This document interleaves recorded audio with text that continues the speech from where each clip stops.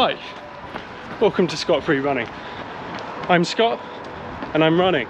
This video, as you can see in the title, is 5 rules for running. There's a good reason why this video is titled 5 rules and not 5 tips and tricks or 5 hacks for running.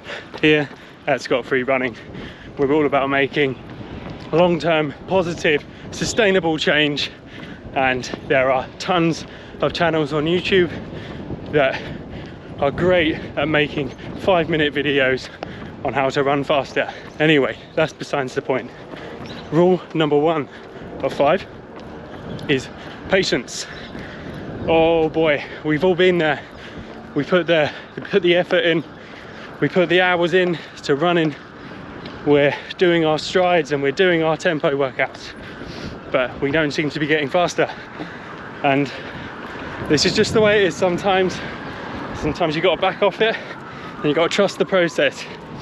Patience is absolute paramount to making moves forward in running, in anything for that matter. But believe me, running doesn't always give back, and by being patient with ourselves, with our bodies, we can trust that in due course we will be making the progress that we deserve, and all of that training in the miserable weather will be worth it eventually. Believe me, it will be worth it. Rule 2, listen. That's right, listen. Simple. Listen to podcasts, listen to YouTube videos. There is so much information out there, and this might seem a bit of a cop-out. I'm making a video and telling you to watch more videos, but I mean it. Podcasts in particular. I've been listening to the Sweat Elite podcast recently, and the Sweat Elite team have just got like 80 episodes where they're talking to marathon runners, ultra marathon runners, middle distance runners. It's an incredible selection of runners they've got on their podcast. Big up Sweat Elite, I love what they do. But there are so many running podcasts, YouTube channels out there. On a similar vein, I've been reading Running on Thin Air, I think it's called. I'll put it on screen now. Fantastic book by Michael Crawley about the runners in Ethiopia training at altitude. But there's another side to listen, that is listen to your body. And I would say this is just as important as the first. Listen to what your body's telling you. If you're getting ill regularly, or if you just seem to get the same injuries over and over again, those little niggles, just take some time out. It's really important to listen to what your body's trying to tell you, because really it is our best and only indicator of how we are absorbing our training. Listen. On to rule number 3, and that is establishing a routine. And this is something that I'm quite new to myself. I'm in a marathon training block at the moment, so I have Monday to Sunday every week mapped out what I'll be doing, when I'll be resting, when I'll be doing speed sessions, when I'll be doing my slow runs. What is the benefit to having a routine? Quite simply, that thought, that energy that is needed to establish what you're going to be doing that day is firstly already done for you, but more importantly, better than anything else, is the discipline. When it comes around to Tuesday and I've got my speed session to do, sometimes I just can't be bothered. Sometimes I just want to find any excuse I can not to do it, but it's on the routine, it's on the plan, therefore I'm doing it. So I can't stress it enough, the importance of having the established routine. That's why rule number 3 is routine. On to rule number 4, and that is rest. Rest, I think, is possibly equally as important as the exercise itself.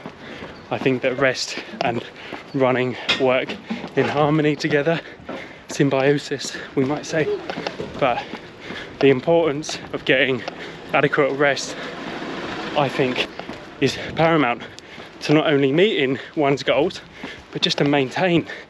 Because it's only recently that I found out that Paula Radcliffe, in her pursuit of her marathon records, was napping for 2 hours every afternoon after her morning runs. That's unbelievable. 2 hours nap. Where do you have the time to do that? And admittedly, elite athletes who run full time, you'll probably find that they do sleep most of the day when they're not running. But for us that are working, that running is just a hobby for us, I think it's really important to make sure that we're just getting a really good night's rest every night, and we're getting a really good nutritious meal in. For example, I'm on my second run of the day. I'm going to get in shortly, and I'm going to make sure I get a nice big vegan lunch just to fill up all of those reserves for tomorrow, but to also to recover from today's session. So rule number 4, rest. And finally, rule number 5, I've completely forgotten it, so I'm going to check my phone. My goodness, how could I forget? This is the rule that I almost wrote this video around, and that is measure but trust the process. So let's start with the first point here, which is measure. I absolutely swear by wearing a running watch and tracking all of my runs.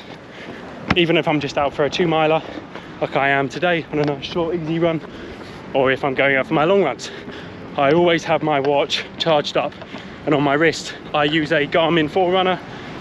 They're about £100, but any kind of GPS tracking watch will work for this.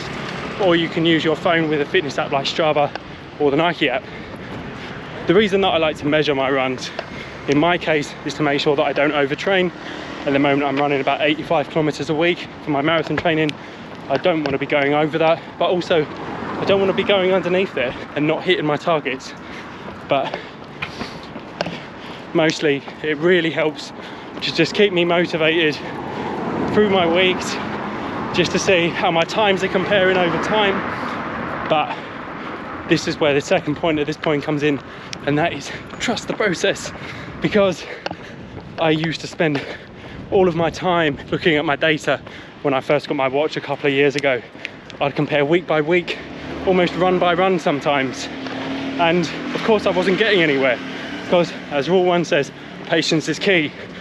But just this morning when I was writing this video, I compared a 10-kilometer run that I did last year in January. I did all out effort and I had my headphones in and I absolutely blasted it. I did a 42:30. I was so proud of this at the time, and I was knackered after. And this year, February, so a year and a month on from that day, I ran a 36:30. And I'd almost forgot how much progress I'd made in a year until this morning when I saw that. Six minutes in a year.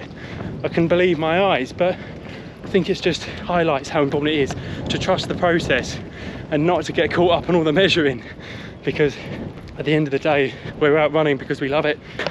As I mentioned at the start of this video, this channel is all about making long-term sustainable change. So if you're new to the channel, please consider subscribing and leaving a like on the video. I do believe that education should be free. I spent this morning writing this video and I've been digesting running information, podcasts and YouTube videos for almost a year now. So I'm really keen on making all this information free, and I hope that YouTube can remain to be a free educational platform for all to use. But with that being said, I hope that you all can continue to find gratitude and find peace while you're there. Till the next one, guys.